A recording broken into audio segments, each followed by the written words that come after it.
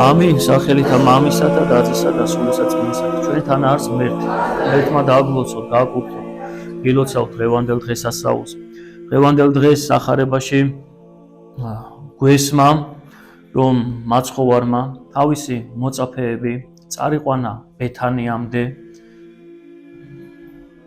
ესაუბრებოდა მათ და მათ წინაშე ამაღლდა აი ზუსტად დღევანდელ დღეს უნდა ვისაუბროთ რა არის ამაღლება მცირედით შევეხოთ რომ გააზრებული იყოს ჩვენი დღევანდელი დღე და დღევანდელ დღეს ჩვენი დღესასწაული რომ გაუცნობიერებლად არ ვიყოთ ყოველთვის მაგას ვსაუბრობთ ხოლმე თითოეული დღესასწაული თითოეული დღე ყველაფერი გასააზრებელი არის რაზეც მოვდივართ ტაძარში და მექანიკური არ უნდა იყოს ჩვენი მყოფობა ტაძარში და როდესაც მაცხოვარი მათ წინაშე მაღლდებოდა გერ აკურთხა მაცხოვარმა და მათ წინაშე ამაღლდა და როგორც წერია ლუკას ახარების ბოლო მუხლებში რომ მოიქცნენო ისინი იერუსალიმად იყოფოდნენ ტაძარსაშინა მადლობდნენ და აკურთხებდნენ მარადის უფალსა ნახეთ უხარიათ მოციქულებს მაცხოვარი განეშორება მათ მაგრამ უხარია როგორი საოცარი რამ არის ეს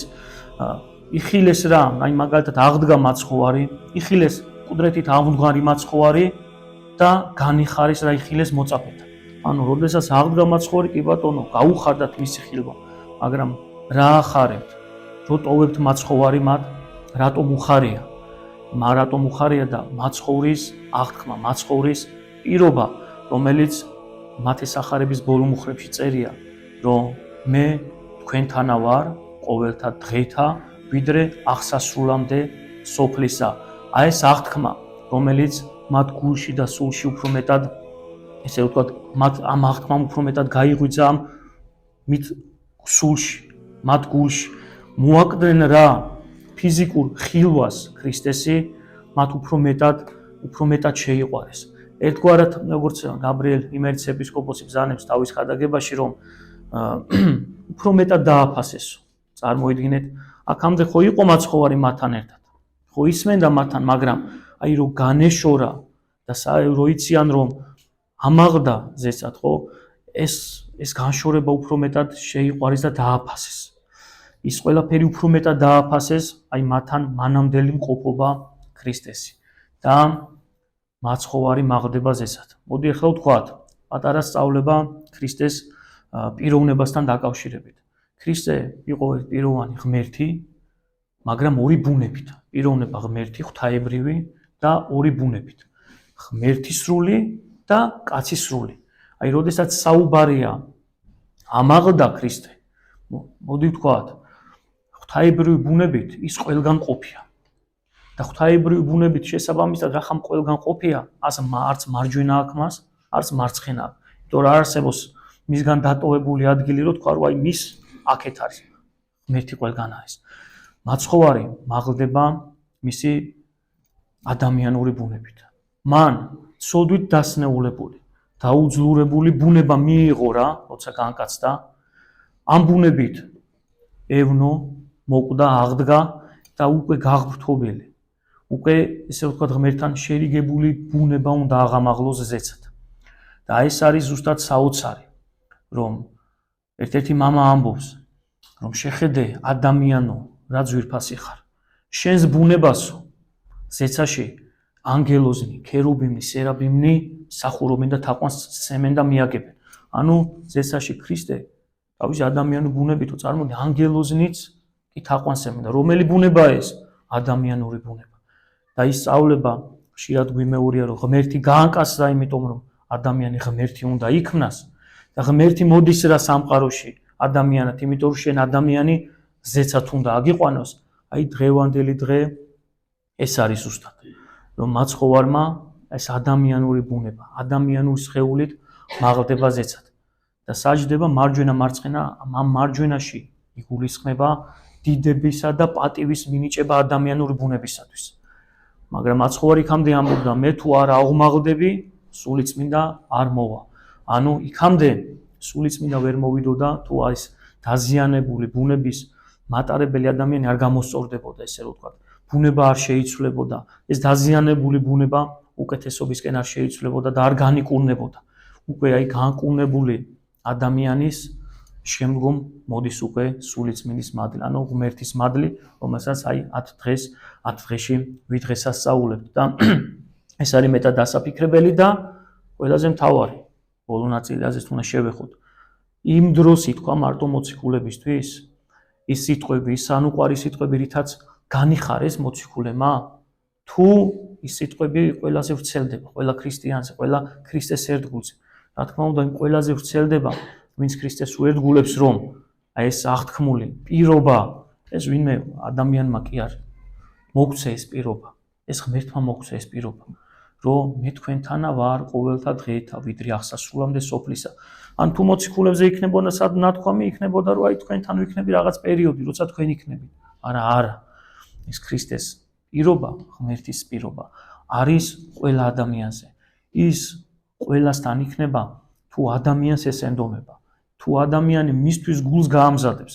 სხვაგან მაცხოვარი ამბობს, რომ აი თქვენი გულის კართან ვარ. ეგებ ვინმე შეისმინოს, ეგებ ვინმე გაიგოს, ეგებ ვინმე გაუღოს მას კარი გულისა. და ყველაზე მთავარი, სად არის ის ქრისტეს სიტყვები, რითი უნდა უერთგულოთ, როგორც ზეგან მოყვანილი იმერეთის ეპისკოპოსი ვახსენე გაბრიელის ამბობს, რომ მისი სიტყვები, მისი სიყვარული გამოიხატება, აი ეს ყველაზე მეტად გიეს მის სიტყვები, მის სახარებას აშინა.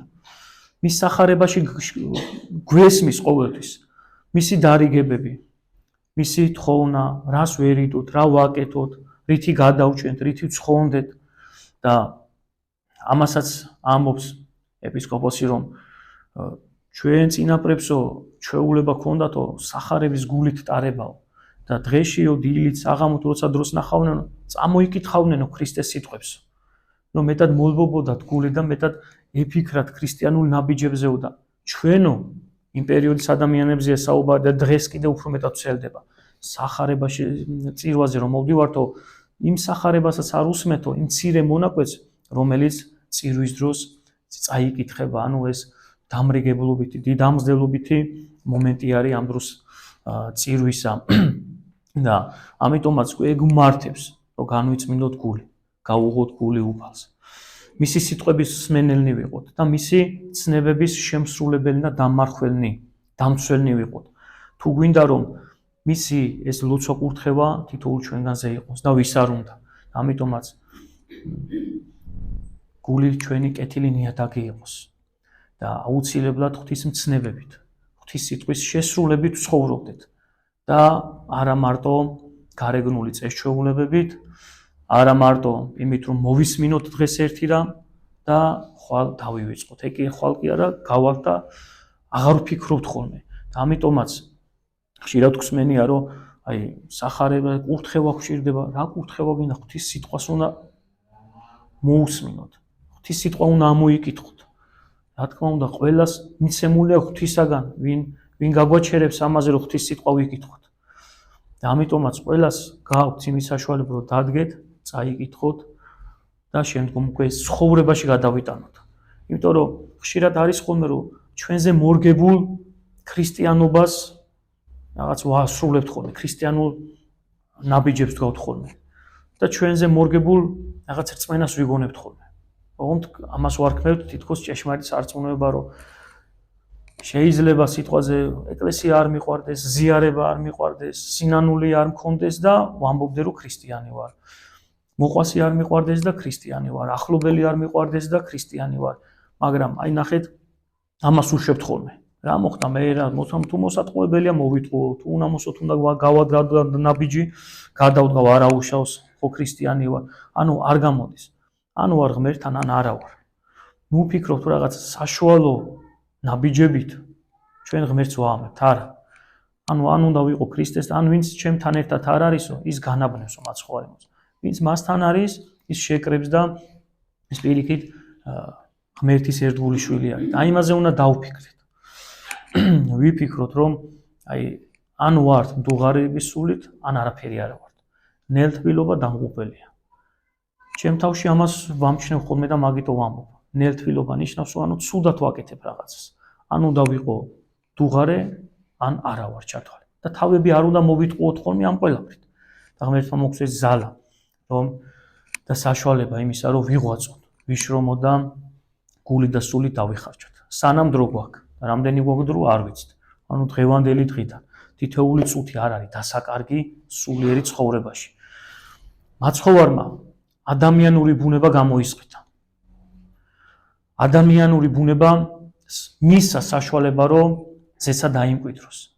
მაგრამ ვინ არის გამოსასყიდლი აქ? პიროვნებები, ჩვენ. აი რატო ვართ ტაძარში?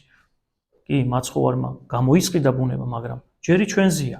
კონკრეტული პიროვნებები ვართ უკვე გამოსასყიდი. და რითი უნდა ესე რომ გამოვისწოროთ ეს ყველაფერი ეკლესიური ცხოვრებით, მადლით, უფალთან ზიარებით, ყველაზე დიდი სისხლთან, ხორცთან ზიარებით. ხშირად თვეები გადის, 2 თვე, 3 თვე და მრევლი ვერ არ ეზიარება. აი ძალიან ცუდი მომენტი არის, ძალიან ცუდი. ყოველ კვირა თუ არა, არ უნდა გადიოდეს რაღაც, არის რაღაც კი ბატონო, რაღაც შემთხვევა შეიძლება მოხდეს, რომ კვირა დღეს ვერ მიხვიდე და ვერ ეზიარო, ვერ რაღაცნაირად მოხდა, არ მინდა ხო სიტუაციები ჩამოვთვალო. მაგრამ თვეები რო გადის, წლები გადის და რამდენი თხოვნა ქონდა თითოეული თქვენ რომ აი მარხვალში ვინც იყო ადამიანების შემოკრებელი, ყველას ეგ თხოვნა ქონდა, რომ ნუ განეშორებით. აი მარხვა დამთავრდება, ნუ 40 დღე გავიდა. ბევრი აღდგომის მერე ვეღარც უნდა გვინახავს. და ეს არის ნერთფილობაც არა, კიდე უფრო უარესი. და ნერთფილობა დამღუპველია და ესეთი გულციობა აბა რა იქნება. მარტო რომ დაფიქრდე, ღმერთმა რა ქნა შენთვის. აი დღევანდელი დღეზე იფიქრე. ღმერთმა მიიღო, ერთი მამა ამბობს, ჩვენ აყავსო ღმერთი, რომელმაც მიიღო ჩვენი ბუნება, რომელიც მოკვდა, რომელიც აღდგა და არა მარტო აღდგა, არამედ ზეცაშიც ამაღდა. და ზეცაში, როგორც ვახსენეთ თავში, ადამიანური ბუნება, ადამიანური ბუნებითა და ხორცით ავიდა, წარმოიდგინე, ოღონდ უკვე გაღვთობილი, განდიდებული. როგორი ძვირფასები ვართ. შენი ბუნება მიიღო, ჯერ წარმოიდგინე, რამდენ უძლურებას დაექვემდება რა. როგორ უპატიო ბუნება მიიღო. და ესეთ ღმერთს ზურგს ვაქცევთ. აი მარტო ამაზე რო იფიქრო, რაღაცნაირად გული არ გაგიშვებს, რომ ზურგი აქციო. ესეთი ღმერთი ყავდა ზურგს აქცევს. აბა მეტი ვინ რა უნდა გააკეთო ჩვენთვის, რომ მისთვის რაიმე გავაკეთოთ. ვერავინ ვერაფერს ვერ გააკეთებს. ისეც, რომ ჩვენ მას პატივი მივაგო და მისთვის ვიცხოვროთ. როგორც ღმერთმა გააკეთა კაცობრიობისათვის და კონკრეტული ჩვენთვის პიროვნებებისათვის. და ჯერი ჩვენზეა, აგერ ასპარეზი და აგერ ვიღვაწოთ, ვიშრომოთ და სანამ ესე ვთქვათ სული გვიდგა და სანამ სული და ხორცი ერთად არის, მანამდე ვიშრომოთ როგორც სამქვეყნიურად და ვიღვაწოთ სულიერად. ერთი დიდი მამის სიტყვებით მინდა დავამთავრო, რომ ისე იშრომე, ხშირად ვამბობ ხოლმე ამ სიტყვებს. ისე იშრომეთო, თითქოს არასდროს არ უნდა მოკვდეთო. ანუ შრომისკენ მოგვიწოდებს. მაგრამ მიღვაწე ისე, თითქოს დღევანდელ დღეს უნდა იყოს შენი ბოლო დღე. და ანუ შრომა და ლოცვა თუ უნდა განვლიოთ ამ ქვეყნიური ცხოვრებით და შრომის დროსაც ლოცვა არ უნდა დაივიწყოს ადამიანმა. ერთმა დაგულოცოს, გვაკურთხოს და ილოცავ დღევანდელ დღეს. გაკურთხო და წყალობა მოგმარლოთ ღმერთმა.